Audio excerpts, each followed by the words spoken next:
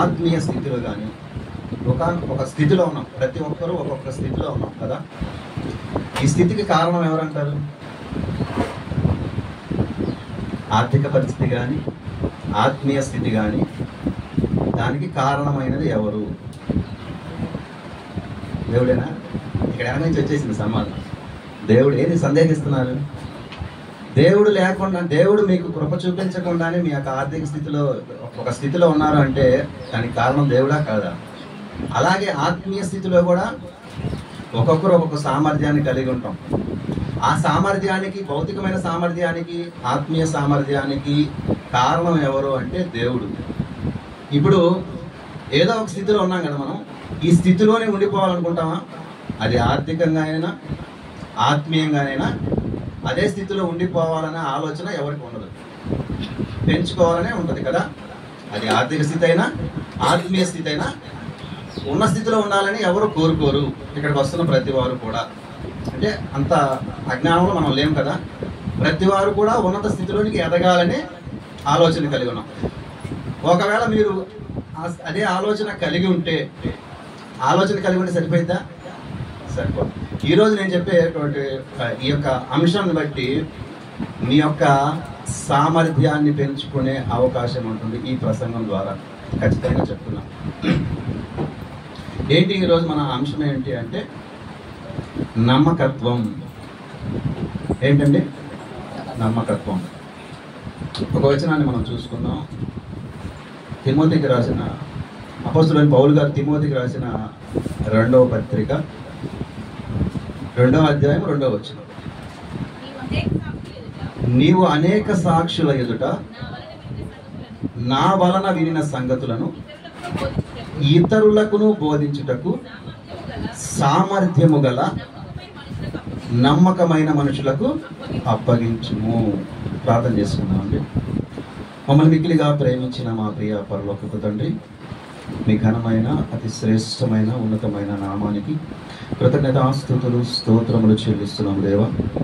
ఈ దినాన తండ్రి అయ్యా నిలబడి నేను మాట్లాడుతుండగా మీ ఆత్మ సహాయాన్ని ముందుగా నాకు అనుగ్రహించండి తండ్రి. వింటున్న ప్రతి ఒక్కరు కూడా తండ్రి విని విడిచిపెట్టక వాటిని హృదయమందు భద్రపరుచుకొని వాక్యానుసారంగా జీవించే జీవితాలనైనా ప్రతి ఒక్కరికి అనుగ్రహిస్తారని మా అందరితో మీరే మాట్లాడి మీ నామానికి మహిమ ఘనత ప్రభావములు మీరు మాత్రమే పొందండి. యేసుక్రీస్తు నామంలో ఈ ప్రార్థన అడిగి వేడుకొనుచున్నాము తండ్రి, ఆమేన్. ఇప్పుడు పౌలు గారు తిమోతికి రాస్తూ ఏమంటున్నాడంటే, నీవు అనేక సాక్షుల ఎదుట నా వలన వినిన సంగతులు. ఈ సంగతులు ఎవరివి? పౌలు గారియా? కాదు, దేవునివి. నా వలన వినిన దేవుని సంగతులు ఇతరులకు బోధించుటకు సామర్థ్యము గల నమ్మకమైన మనుషులకు అప్పగించుము. ఎవరికి అప్పగించాలంట? నమ్మకమైన మనుషులకు అప్పగించుము. బోధ, సంగతులు ఇవన్నీ కలగలిపితే ఏమంటారంటే జ్ఞానం అంటారు. ఈ జ్ఞానాన్ని ఎవరికి అప్పగిస్తావు అంటే నమ్మకమైన వాళ్ళకి అప్పగించు. చూడండి, మనం ఈ భూమి మీద ప్రతి దాంట్లో నమ్మకత్వాన్ని కోరుతూ ఉన్నాం, అవునా కదా? భాగస్వామిని ఎంచుకునేటప్పుడు ఎలాంటి వారు కావాలనుకుంటారు? నమ్మకమైన భార్య కావాలని పురుషుడు కోరుకుంటాడు. నమ్మకమైన భర్త కావాలని స్త్రీ కోరుకుంటుంది. నమ్మకమైన పనివాళ్ళు కావాలని కోరుకుంటారా లేదా? ప్రతి దాంట్లో నమ్మకత్వాన్ని కోరుకుంటాము. అలాగే ఒక వైద్యుడి దగ్గరికి వెళ్ళాలన్నా ఎలా వెళ్తాం? అతడు మంచివాడు, అతడు నకిలీ వైద్యం చేస్తాడంటే వెళ్తారా? వెళ్ళరు. ఏం కోరుకుంటారంటే నమ్మకం. అందుకే ప్రతి వారికి ఫ్యామిలీ డాక్టర్ ఉంటాడు. ఎందుకున్నాడు? అతన్ని బాగా నమ్మారు కనుక, అవునా కదా? ఉదయం పాలు పోసేవాడు కూడా నమ్మకమైన వాళ్ళు. బాగా నీళ్ళు కలిపేస్తాడని అంటే పోసుకుంటారా? మార్చేస్తూ ఉంటారు. మీరు ఎంతో మంది మార్చేసి ఉంటారు పాల వాళ్ళని. ఎందుకు? అతడు కల్తీ చేస్తున్నాడు కనుక. అలాగే మనం ఆలోచిస్తే స్నేహితులు కూడా ఎలాంటి వాళ్ళు కావాలనుకుంటాం? నమ్మకమైన వాళ్ళు కావాలనుకుంటాం. మనల్ని మోసం చేసే స్నేహితులతో మళ్ళీ సహవాసం చేస్తామా? చేయం. అంటే భూమి మీద ప్రతి దాంట్లోనూ మనం ఏం కోరుకుంటున్నామంటే నమ్మకత్వాన్ని కోరుకుంటున్నాం. మరి దేవుడికి కూడా ఏం కావాలి? మోసగాళ్ళు కావాలను అన్నాడా ఎక్కడైనా? అనలేదు. చూడండి దేవుడికి ఏం కావాలో. కీర్తనల గ్రంథము 101వ కీర్తన 6వ వచనం. నా యొద్ద నివసించున్నట్లు దేశములో నమ్మకస్తులైన వారిని నేను కనిపెట్టుచున్నాను. ఎవరు కావాలంటే దేవుడికి కూడా నమ్మకస్తుల కోసం కనిపెడుతున్నాడంట. నమ్మకస్తుల కోసం కనిపెడతాడు. ఈ నమ్మకస్తుల కోసం కనిపెడుతున్నటువంటి ఈయన ఎలాంటి వాడు? చూడండి, 2వ తిమోతికి రాసిన 2వ పత్రిక అదే 2వ అధ్యాయంలో 13వ వచనం చూడండి. మనము నమ్మదగని వారమైనను ఆయన నమ్మదగిన వాడుగా ఉండును. ఆయన ఎలాంటి వాడు అంట? నమ్మదగిన వాడు. ఈ నమ్మదగిన వాడు ఎవరి కోసం వెతుకుతున్నాడంట? నమ్మకమైన వారి కోసం, నమ్మకస్తుల కోసం దేశంలో వెతుకుతున్నాడు. అందుకే ఆయన వివేకము కలిగి దేవుని వెతకువారు కలరా అని ఆయన ఆకాశము నుండి నరులను పరిశీలిస్తున్నాడు. ఎందుకో తెలుసా? నా వంటి నమ్మకస్తులు కావాలని కోరుకుంటున్నాడు. ఇందులో న్యాయం ఉంది. కానీ మనుషులు ఏం ఆలోచిస్తారు తెలుసా? మనము నమ్మదగని వారమైనా కూడా మన భాగస్వామి ఏం కావాలనుకుంటాం? నమ్మదగిన భాగస్వామి కావాలనుకుంటాం. మనము నమ్మదగని వారమైనా, మనము ఎన్నో మోసాలు చేస్తున్నా, మన వ్యాపారాల్లో కానీ దేంట్లోనైనా సరే మనం ఎదుటి వ్యక్తులు ఏం కోరుకుంటాం? నమ్మకత్వాన్ని కోరుకుంటాం. అలా లేనప్పుడు మనం వాళ్ళని అంగీకరించము. చూడండి, దేవునికి మనిషికి ఎంత వ్యత్యాసం ఉందో చూడండి. దేవుడు నమ్మదగిన వారి కోసం వెతుకుతున్నాడు. మనము నమ్మదగిన వారమేనా? కానీ మనకి ఎవరు కావాలి? నమ్మదగిన వారు కావాలి. లేకపోతే మనం ఒప్పుకోము, వాళ్ళని విడిచిపెట్టేస్తాం. కానీ దేవుడు నమ్మదగిన వాడు, నమ్మకస్తుల కోసం. అందుకే బోధన ఎవరికి అప్పగించమంటాడు? దేవుడు యేసుక్రీస్తు పౌలు గారికి అప్పగిస్తే పౌలు గారు తిమోతికి అప్పగించాడు. తిమోతిని ఎవరికి అప్పగించమంటున్నాడు? నమ్మకమైన వారికి అప్పగించమంటున్నాడు. నమ్మకమైన వారికి ఎందుకు అప్పగించాలి? వాళ్ళే సద్వినియోగం చేస్తారు. అంటే వాక్యాన్ని కూడా దుర్వినియోగం చేయొచ్చా? చేసేవాళ్ళు చాలా మంది ఉన్నారు. నమ్మకమైన బోధను, సత్యవాక్యాన్ని సరిగా విభజించి ఉపదేశించవలసిన వారు వాళ్ళకి తమ ఇష్టానుసారంగా ఎప్పుడు శాస్త్రుల పరిశీలన ఏం చేశారు? వారు చెబుతారు కానీ చేయరు. అందుకే ఒక ఉపమానం చెబుతున్నాడు యేసుక్రీస్తు ప్రభు వారు. ఈ ఉపమానంలో మనం ఆలోచిద్దాం. మత్తయి సువార్త 25వ అధ్యాయము. మత్తయి సువార్త 25వ అధ్యాయము 14 నుంచి చూడండి.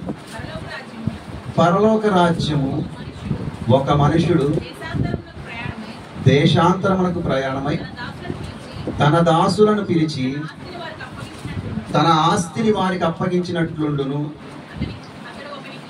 ఇదంతా మీకు తెలుసు. దేనారాల గురించి తెలుసు కదా. ఒకరికి 10, ఒకరికి తలాంతులు. ఒకరికి 10, ఒకరికి 5, ఒకరికి 1.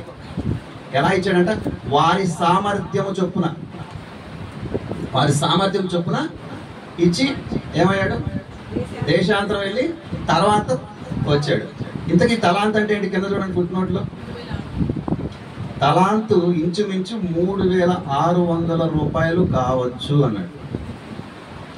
అంటే పరలోక రాజ్యము మనిషికి డబ్బులు అప్పగిస్తుందా? అంటే దేవుడు డబ్బులు అప్పగిస్తాడా? మరి ఎందుకు డబ్బుతో పోల్చాడు? ఇక్కడ డబ్బుతో ఎందుకు పోల్చాడు? వేరేది లేదా వాక్యమైనా చెప్పొచ్చు కదా, లేదా జ్ఞానం ఒకరికి ఎంత జ్ఞానం ఇచ్చాడు, ఒకరికి ఎంత జ్ఞానం ఇచ్చాడు అని చెప్పచ్చు కదా. ఇక్కడ డబ్బులతో ఎందుకు పోల్చాడు? ఇక్కడ డబ్బులతో పోల్చి 10కి 10 సంపాదించిన వ్యక్తిని ఏమన్నాడు? బలా నమ్మకమైన మంచి దాసుడా, నీవు ఈ కొంచెములో నమ్మకముగా ఉంటివి గనుక అనేకమైన వాటి మీద నియమించెదను. ఇక్కడ డబ్బులు ఎందుకు చూపిస్తున్నాడు? తలాంతులు ఇచ్చాడు అన్నాడు, డబ్బులు చూపిస్తున్నాడు ఎందుకు అంటే, ఈ భూమి మీద ఆర్థిక పరిస్థితికి ఆత్మీయ స్థితికి చాలా అవినాభావ సంబంధం ఉంది. అందుకే మొదట చెప్పాను నీకు, ఆర్థిక పరిస్థితి అయినా ఆత్మీయ స్థితి అయినా ఎవరిచ్చింది సామర్థ్యం? దేవుడిచ్చాడు. ఇక్కడ డబ్బు ఇచ్చాడంట. కొందరు వ్యాపారం చేసి ఇద్దరు 5కి 5 సంపాదించాడు, 10కి 10 సంపాదించాడు. ఒకతను మాత్రం ఏం చేశాడు? పూడ్చిపెట్టాడంట. పూడ్చిపెట్టాడు. ఇక్కడ డబ్బు గురించి ఎందుకు మాట్లాడుతున్నాడు అంటే, దేవుడు డబ్బులు ఇస్తాడా?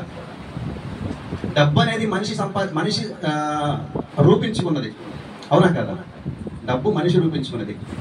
ఇక్కడ నీ నమ్మకత్వం అనేది ఈ డబ్బులోనే దేవుడు కనుగొంటున్నాడు అనడానికి ఏదైనా ఉదాహరణ ఉందా?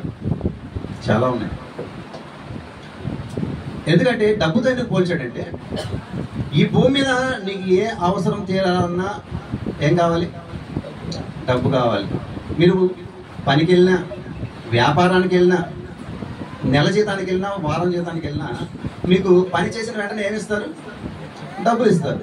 అలా కాకుండా 1 కేజీ ఉల్లిపాయలు, 1 కేజీ కందిపప్పు, 1 బస్తా బియ్యం అట్లా ఇస్తారా? ఎవరు? ఎందుకు?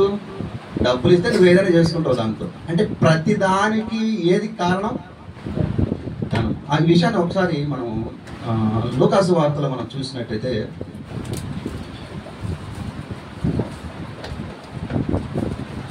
10వ అధ్యాయము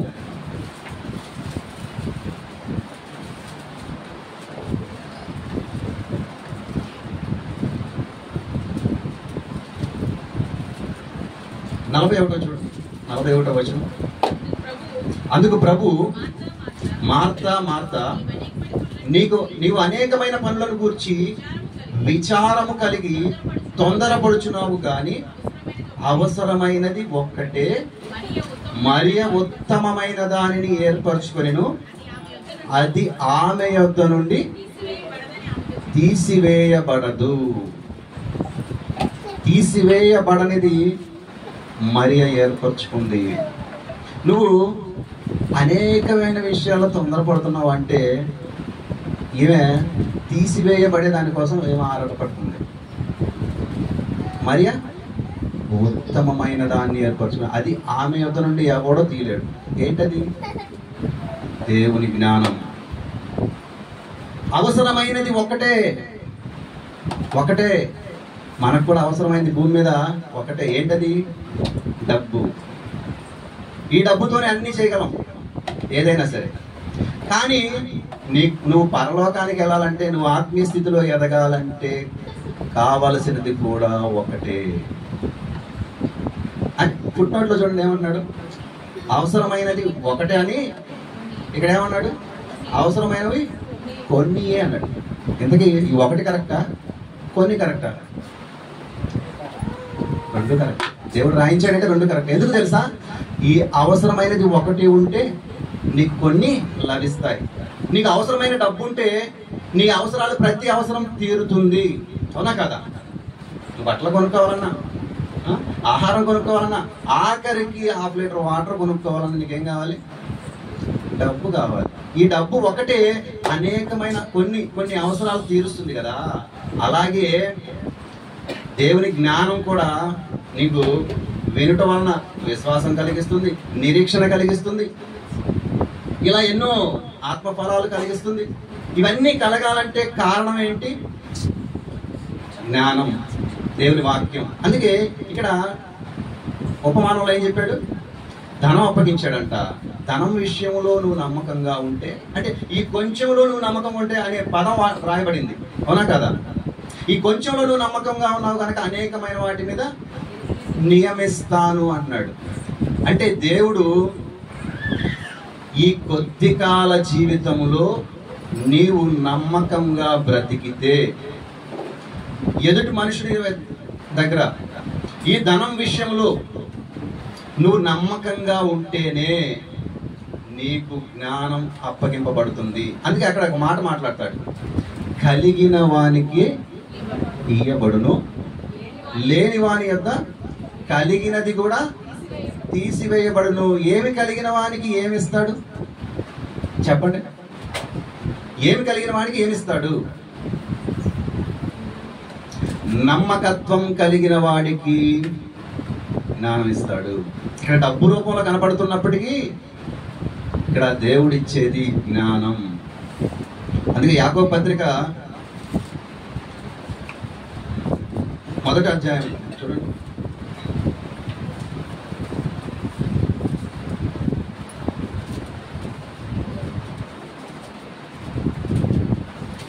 దేవుడు ఏమిస్తాడో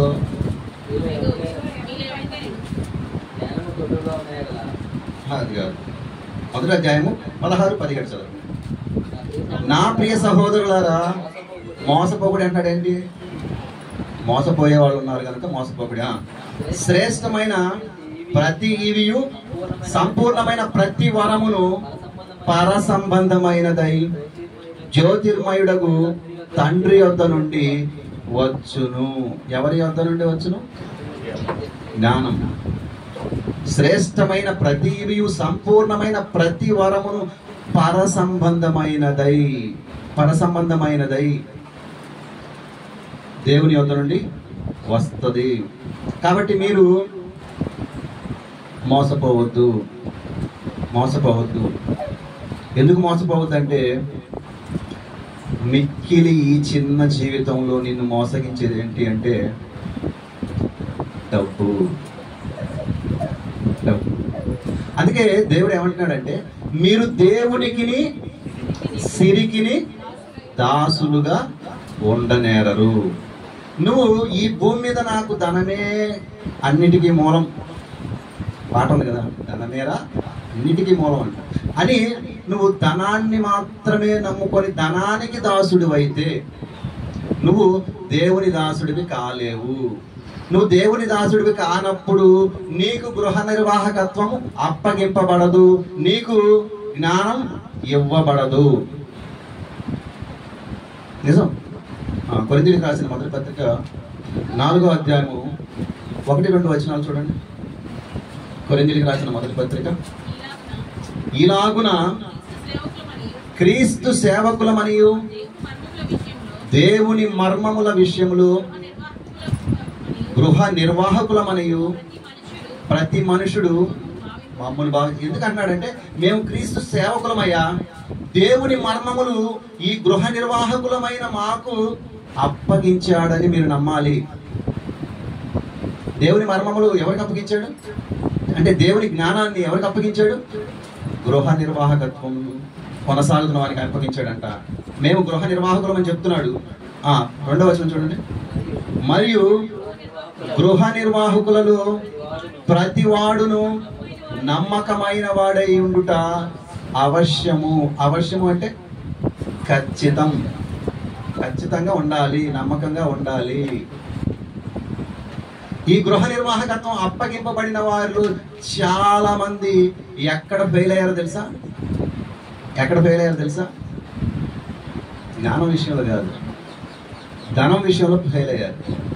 ఉదాహరణకి అననీయ సప్పీరా ఎక్కడ ఫెయిల్ అయ్యారు? డబ్బు విషయంలో ఫెయిల్ అయ్యారు. వాళ్ళ చాప్టర్ క్లోజ్ అయిపోయింది. అలాగే గార్డీ సిమోన్ ఏం పెట్టాడంట? ధనాన్ని పెట్టి, అయ్యా ఈ పరిశుద్ధాత్మ వరం నాకు అంటే ధనముతో, అందుకే మోసపోకుడి అన్నాడు అక్కడ యాకోబు పత్రికలో. అంటే నువ్వు డబ్బు పెడితే వచ్చేది కాదు దేవుని జ్ఞానం. బాగా ఆలోచించండి.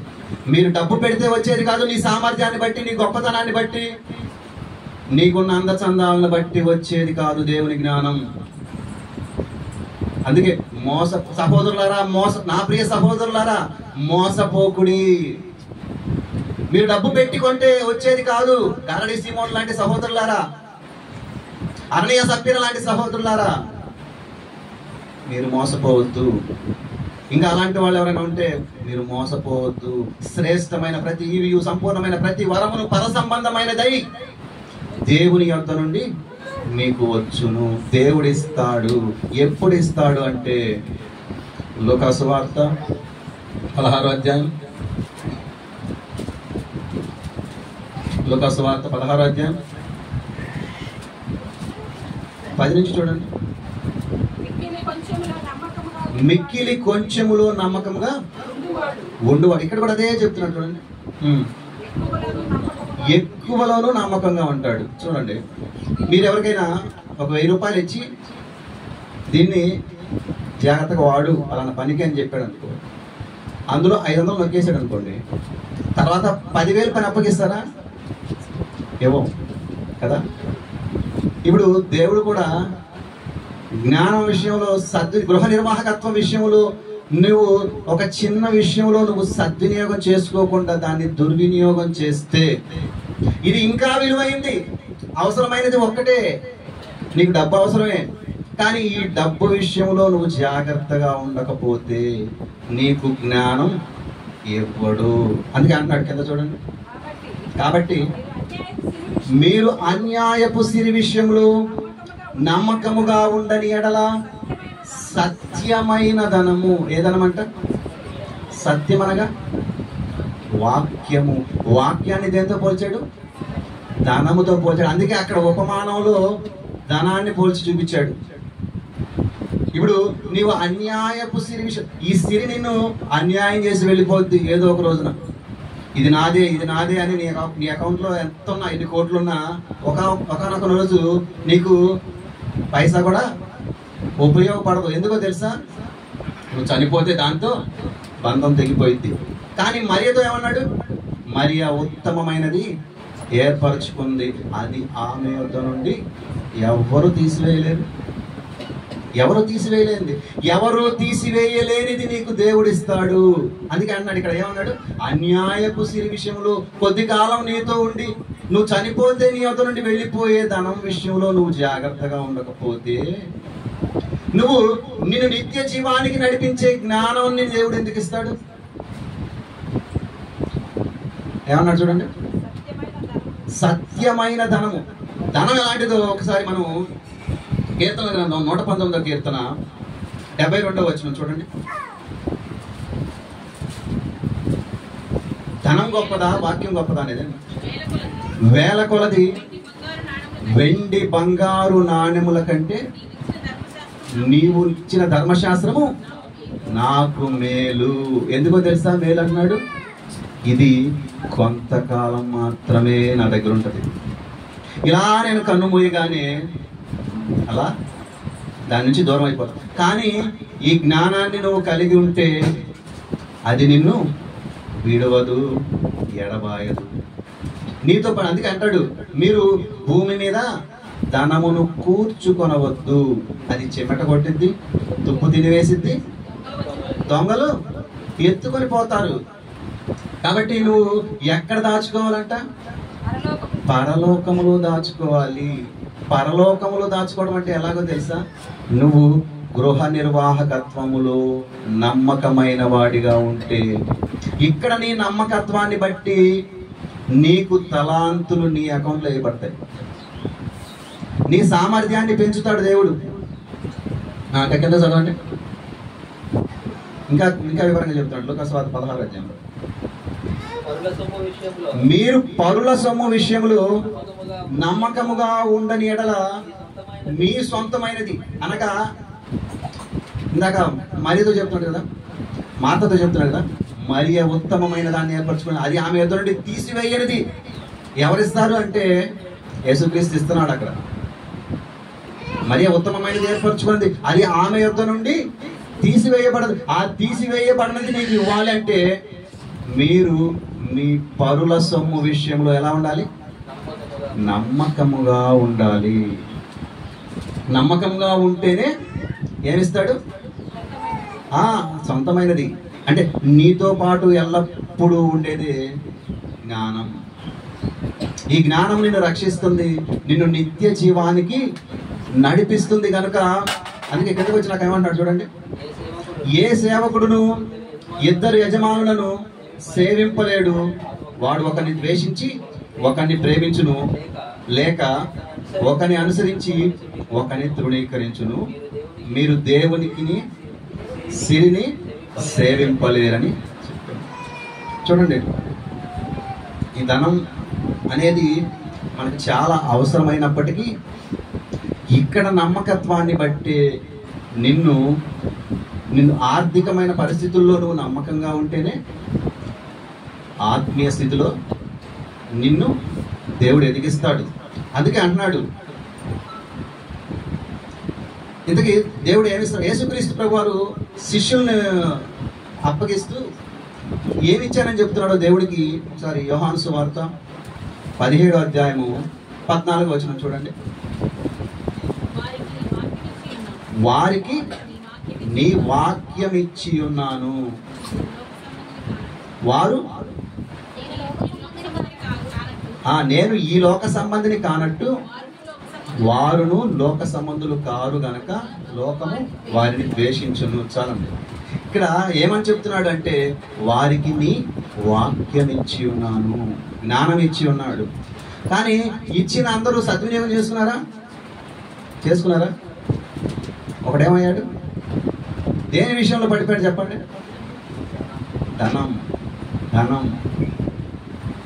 ధనం నిన్ను ఆత్మీయంగా ఎదగనీయకుండా చేస్తుంది. మరి ఆత్మీయంగా ఎదగని నువ్వు నిత్య జీవానికి వెళ్తావా? వెళ్ళవు. ఇప్పుడు నువ్వు నిత్య జీవానికి వెళ్ళాలంటే ఖచ్చితంగా నువ్వు పరుల సొమ్ము విషయంలో, అందుకే ఆజ్ఞలు ఏమిటో తెలుసా? నీ పొరుగు వానిది దేనిని ఆశించద్దు, గాడిదను కానీ ఎద్దును కానీ, ఆఖరికి పొరుగువాని భార్యను కూడా ఆశించకూడదు. ఎందుకు ఈ ఆజ్ఞల్లో వచ్చింది?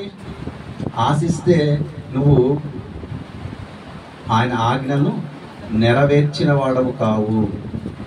ఆయన ఆజ్ఞలను నెరవేర్చకపోతే నిన్ను నిత్య జీవానికి రానివ్వడు. అందుకే చూడండి, అందుకే ఇక్కడ ఏమన్నాడంటే లోకాసు వార్తలో, నీవు అన్యాయపు సిరి విషయంలో నమ్మకంగా ఉండకపోతే సత్యమైన ధనము ఎవడు నీ వశము చేయును. ఇందాక ఏం చదువుకున్నావు యాకోబు పత్రికలో? శ్రేష్టమైన ప్రతివియు సంపూర్ణమైన ప్రతి వరమును పరసంబంధమైనదై జ్యోతిర్మయుడగు దేవుని యొద్ద నుండి వచ్చును. ఇప్పుడు నువ్వు ఇక్కడ నమ్మకత్వాన్ని కలిగి ఉంటేనే అప్పుడు దేవుడు నీకు సామర్థ్యాన్ని ఇస్తాడు. అందుకే మాట మనం చూద్దాం.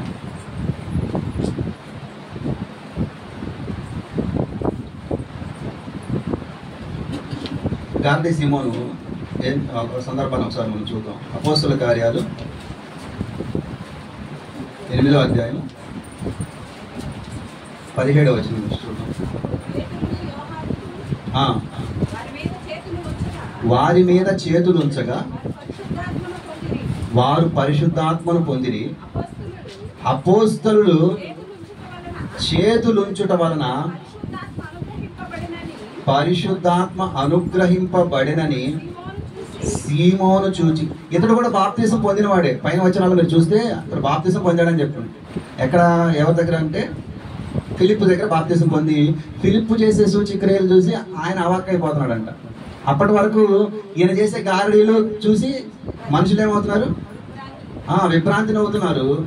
ఎప్పుడైతే ఫిలిప్పు ఒరిజినల్ చేస్తున్నాడో ఈయన విభ్రాంతి పొందుతున్నాడంట. ఈ విభ్రాంతి పొందిన ఈయన ఏం చేయాలి అంటే నమ్మకంగా ఉండి దేవుణ్ణి అడిగితే ఇచ్చేవాడు. కానీ ఎవరిని అడుగుతున్నాడు? ఇక్కడ పేతురు గారి దగ్గరికి వచ్చి అడుగుతున్నాడంట. ఇక్కడ పేతురు గారికి టెస్ట్ జరుగుతుంది. ఒకవేళ ఆ సొమ్ము తీసుకొని ఇచ్చాడు అనుకోండి, ఏమయ్యేది? పేతురు గారు కూడా అంటే అపవాది ఇద్దరిని టార్గెట్ చేశాడు. కానీ పేతురు గారు పడిపోలేదు, ఎవరు పడిపోయారు? గార్లీ సీమోను పడిపోయాడు. చూడండి ఇక్కడ, వారి ఎదుట ద్రవ్యము పెట్టి, ద్రవ్యం అంటే డబ్బు లేదా వెండి నాణ్యాలు కానీ ఏవైనా సరే, నేనెవరి మీద చేతులుంచుదును వారు అంటే పరిశుద్ధాత్మ పొందటం అంటే ఇది దేవుని యొక్క పరిచర్యలోని భాగం. ఈ పరిచర్యలోని భాగమైనటువంటి ఈ పరిశుద్ధాత్మని ఎలా కోరుకుంటున్నాడు? ద్రవ్యం ఇచ్చి, వారి ఎదుట ద్రవ్యము పెట్టి నేనెవరి మీద చేతులుంచుదును వాడు పరిశుద్ధాత్మను పొందినట్లు ఈ అధికారము మాకివ్వండి. ఎవరిని అడుగుతున్నాడు అంటే అపోస్తలుని అడుగుతున్నాడు. నువ్వు నమ్మకంగా పనిచేస్తే నీ నమ్మకత్వాన్ని బట్టి దేవుడు, నువ్వు ఎక్కడ పడిపోతున్నావు, ఇక్కడ ఈయన ఎక్కడ పడిపోయాడు?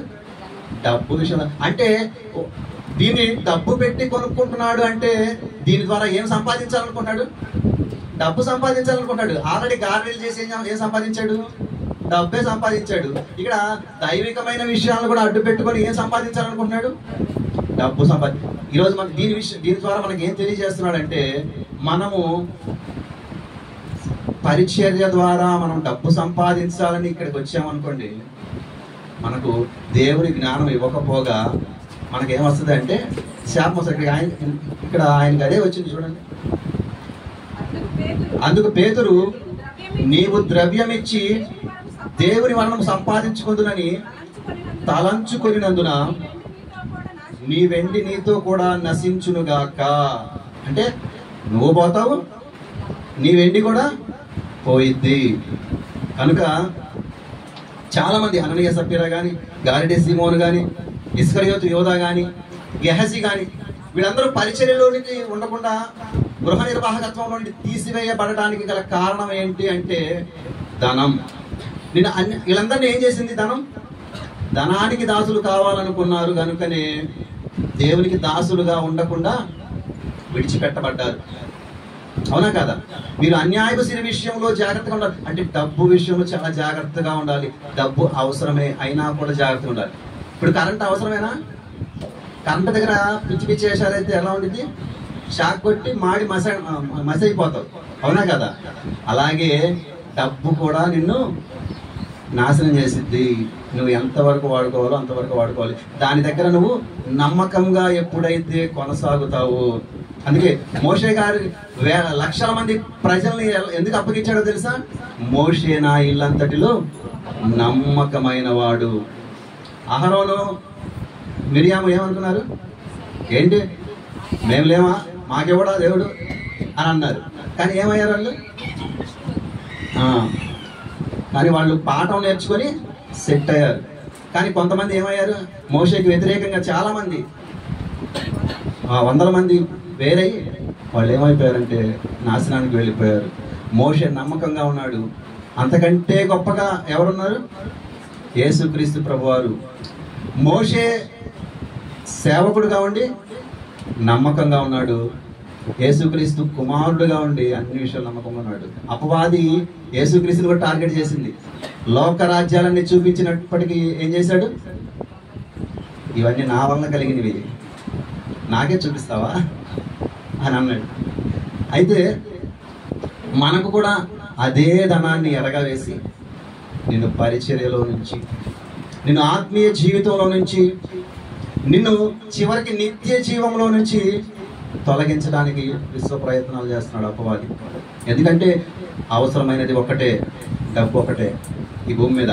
ఈ డబ్బు విషయంలోనే నీకు దెబ్బ కొట్టి నిన్ను నిత్య జీవానికి వెళ్లకుండా అనేకమైన ప్రయత్నాలు చేస్తున్నప్పుడు నువ్వు యుక్తిగా జ్ఞానంతో నడుచుకుంటూ ఆయన పరిచర్యలో నమ్మకమైన వాడిగా ఉన్నప్పుడు, నువ్వు ఏది పరుల సొమ్ము ఆశించకుండా నువ్వు నమ్మకంగా ఉంటే దేవుడు నీకు మెండైన నమ్మకమైన వారికి దీవెనలు మెండుగా కలుగును. సామెతల గ్రంథం 28:20 చెప్తున్నాడు. కనుక అట్టి నమ్మకత్వాన్ని కలిగి ఉండాలని కోరుకుంటూ ఈ నా మాటలు ముగిస్తున్నాను. ప్రార్థన చేసుకున్నాను. పరిశుద్ధుడా, ప్రేమ నమ్మకం కలిగిన మా ప్రియ పరలోకపు